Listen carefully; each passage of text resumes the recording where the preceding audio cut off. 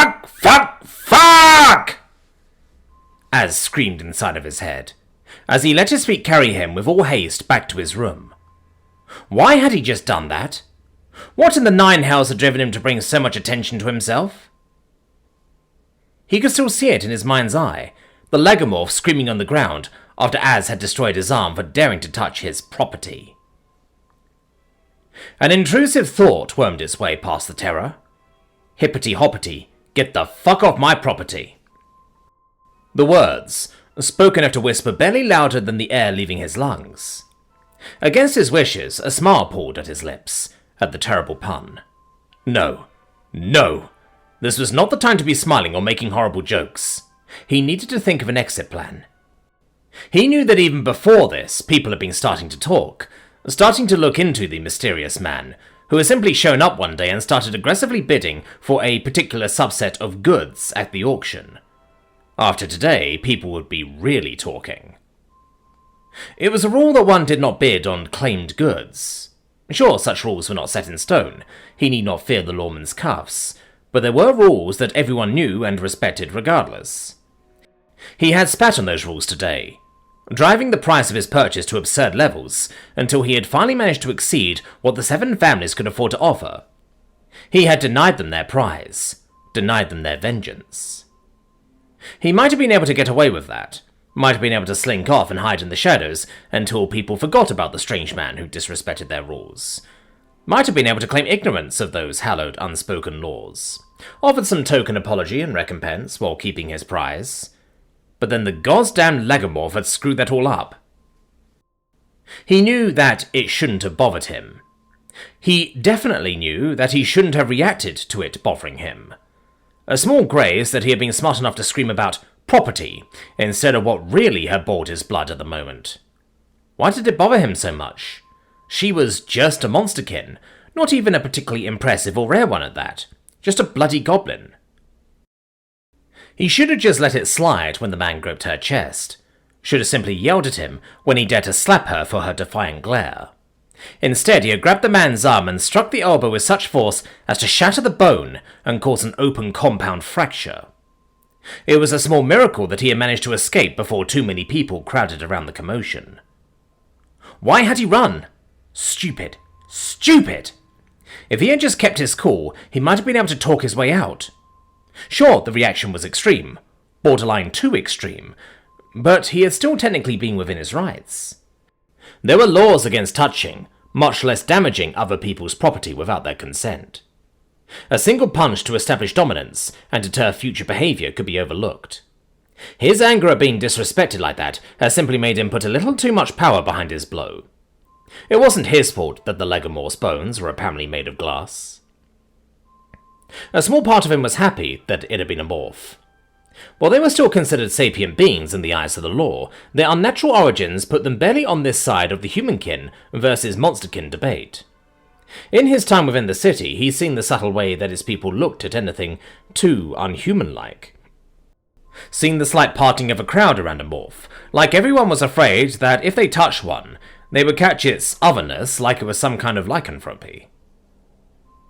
It was a disgusting practice, but it also meant that the guards would be slower to react and drag their feet in regards to questioning him. Thinking about it, it was probably one of the key reasons that Az had been able to get back to his room without getting stopped. Not that the guards were so corrupt that they could be seen not doing anything about the incident. Their racism had probably only bought Az an hour. 2 at most. If he moved fast, he might be able to lose them. Put on a disguise, check into a few different inns under false names, really make them have to work to have to find him. He only needed to avoid being detained for a few more days. He'd worked too hard over the last couple of months for everything to fall apart at the finish line. He had people waiting for him, and honestly didn't know how much longer they could be kept hidden. Their supplies were probably already running low, and he'd missed today's drop-off with the whole shit show at the flesh market. As he made his way over to the wardrobe, he felt the slight resistance of something heavy refusing to move. For the first time since the whole debacle had gone down, his mind registered that he was still holding onto the metal chain connected to the goblin slave's collar. He motioned over to a muzzle and a set of chain manacles on the other side of the room. "Put these on," he ordered, as he let the leash slip from his hands. The girl moved with a stilted step, as if fighting the slave collar's magic with each footfall. Well, fuck. There goes that plan. He might have been able to escape if he was by himself, but there was no way he could avoid notice if he had to bring the goblin with him. Taking a moment to recenter himself, Az took a deep breath to calm his nerves. Once he no longer felt his heart pounding against his chest, he followed after the girl, and was happy to see that she had managed to secure the muzzle and chains without too much issue. Leaning in close, he felt around the base of the slave collar until he located the hidden latches to remove it. Once he was confident he knew where they were, he went ahead and snapped his fingers, triggering the manacle's anti-magic enchantment. With the magical lock now disabled, he took the liberty of removing the slave collar from the goblin's neck. A small bit of relief washed over him as he felt the connection to the goblin's mind sever. While he always hated having to use the cuffs and muzzle, he reminded himself it was for both of their protection. He still remembered how one of his previous guests had lunged at him once he had undone the slave collar, and the chunk of his right shoulder was still missing from that bastard who had played along till Az had gotten close enough to be bitten. He would like to have trusted the goblin, but the fire that still burned in her eyes made him glad for the extra precautions. Even at half his size and a tiny fraction of his weight, he had little doubt she could do some serious damage, if allowed free. As he was musing about just how much fire this goblin seemed to have in her belly, his eyes noticed as the glamour that had apparently been put on her before being auctioned off had come undone. His stomach dropped and he desperately fought the urge to vomit, the burning bile lapping at the back of his throat. Even with the glamour, it had been clear that the girl had seen better days.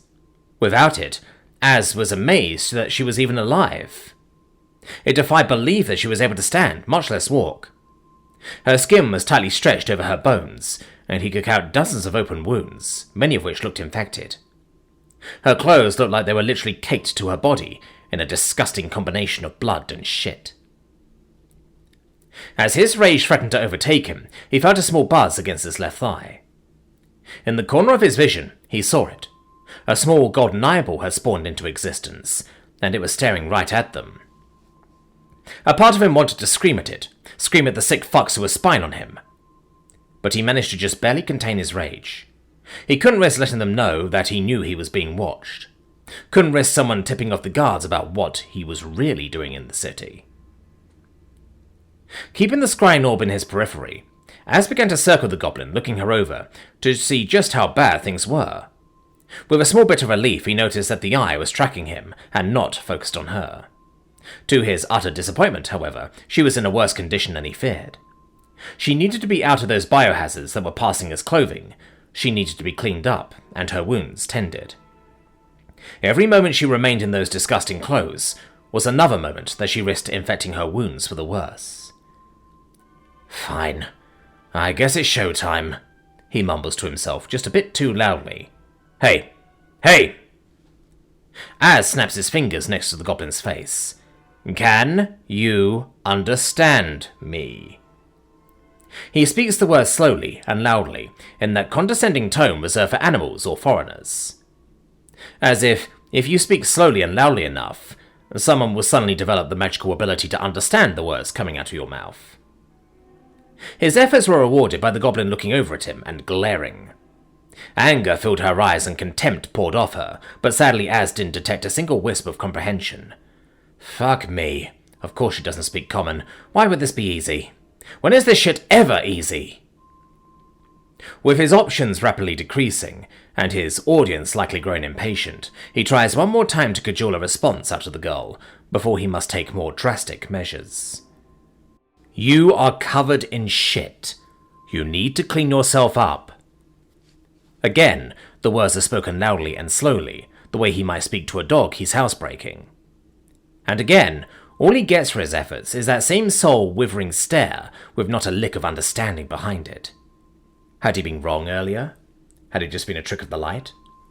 A simple happenstance that she just so happened to react at just the right moment, that it looked like she had understood when the auctioneer had insulted her on the slave block.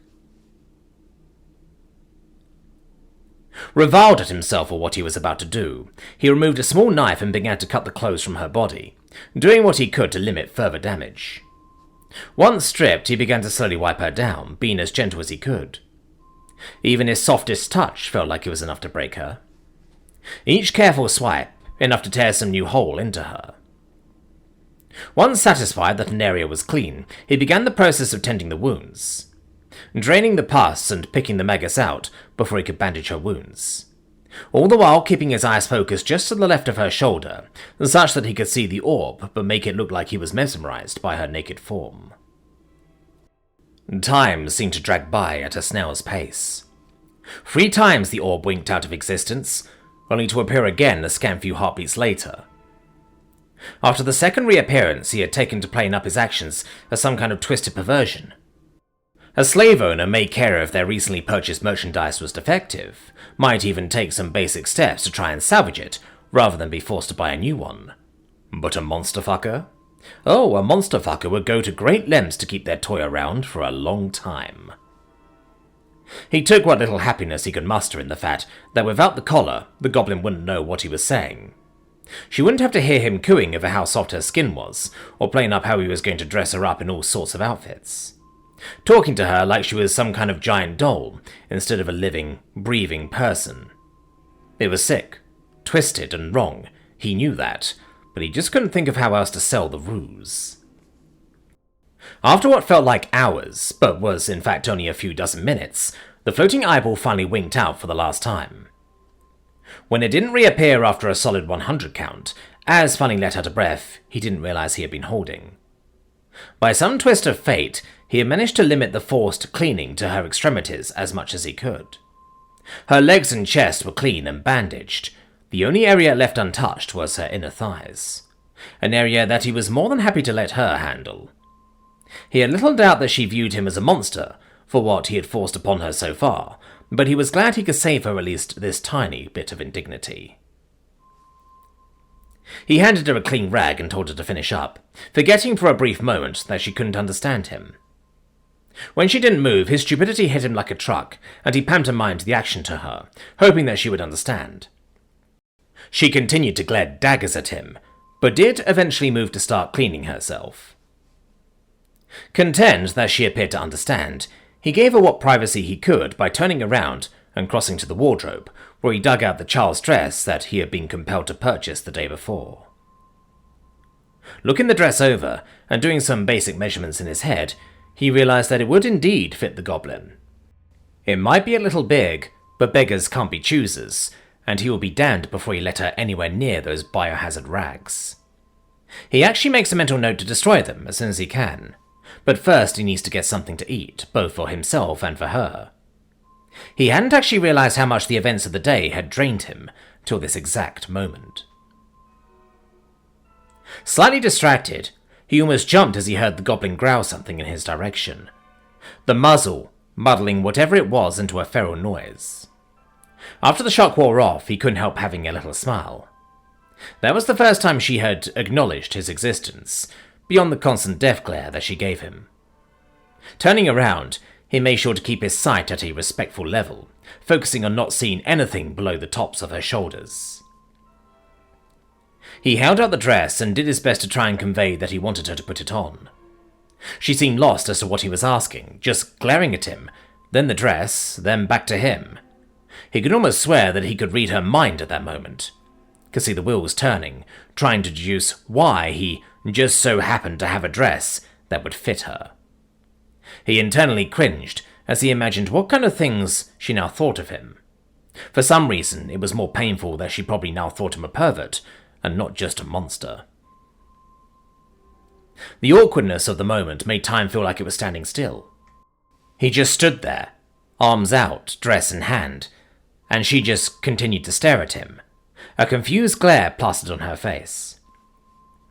Eventually, time moved once more, as she finally seemed to understand. She held up her arms and gave the chains a little shake, as if to say, "Can't exactly get that on while wearing these." Az slapped his head, as he realized how stupid it was for him to miss such an obvious problem. He gestured for her to wait a second, then snapped his fingers. The chains connecting her arms to the wall fell to the floor. The manacles remained firmly attached, but now she had relative free rein of her upper appendages. After a moment, she stretched out her hand, and Daz handed over the dress. She poked and prodded the dress for a brief moment, trying to suss out if there was some hidden something about it. After failing to find anything wrong with the garment, she finally slid it over her head, having a little difficulty navigating the muzzle at first. It fit, well enough, as supposed, a little too big in a few places, but that could be dealt with at a later point. It bothered him deeply how close to perfect it was for the task, but he had long since given up trying to understand how or why things like this just kind of happened around him. Finally, having managed to clean and clothe his guest, Az decides that now is as good a time as any to go grab some food, which unfortunately means that he needs to leave her unattended for a short while. And while the events up to now have by no means been great, he does hope that he's scored at least a few points of trust with the goblin. But even if he has managed to lay even the stupidest bit of groundwork towards earning her trust, he still needs to make sure she doesn't do anything stupid while he's out. So begrudgingly, he picks up the slave collar from where it lies discarded on the floor, and slowly makes his way over to the semi-chained goblin. He crosses about half the distance before she notices what he is doing and what he has in his hands. She lets out a sound of terror and tried to scramble away from him, but the leg chains kept her from making any form of escape. He closes the rest of the distance, and she bats at his arms, trying desperately to keep him from putting the god's awful collar on her again. With a heavy heart, he brushes aside her pathetic flailing and clasps the choker around her neck. Once it is secure, he steps back and snaps his fingers to disable both the anti-magic enchantment of the cuffs and to detach the chains connecting the bottom manacles. As the enchantment flickers off, he can feel the control magic of the collar spring back to life, suppressing the girl's mind and once more giving him control. It makes him sick, but he powers through, convincing himself that it's a necessary evil, and only a temporary measure. I'm going out to get us food. While I'm gone, you are to refrain from attempts to escape. You will also refrain from causing damage to this place. The collar will prevent you from actively attempting to harm or kill me. It will also prevent you from actively attempting to harm or kill yourself. He sighs. This is wrong. He shouldn't be doing this to her, he knows that. But what choice does he really have? Please, don't make me regret giving you free rein of the room. I'll try to be back soon, and I'm sorry. With that, he closes the door behind him, making sure to weave a powerful protective spell to prevent anyone from attempting to enter while he's away.